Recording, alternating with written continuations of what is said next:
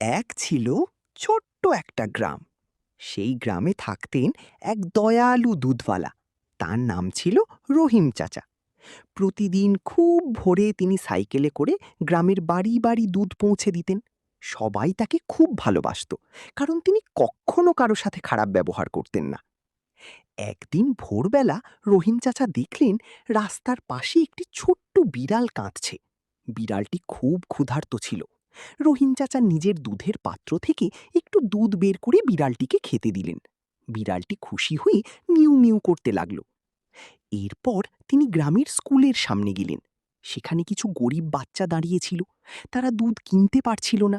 রহিম চাচা হাসি মুখে বললেন, তোমরা মন দিয়ে পড়াশোনা করো, দুধ আমি আজ ফ্রি দেব। বাচ্চারা খুব খুশি হলো। সন্ধ্যায় বাড়ি ফিরে রহিম চাচা দেখলেন গ্রামের মানুষ তার জন্য ফল আর মিষ্টি নিয়ে এসেছে।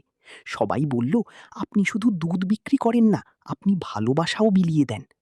সেদিন রহিম চাচা বুঝলেন, মানুষের উপকার করলে একদিন সেই ভালোবাসা আবার নিজের কাছেই ফিরে আসে।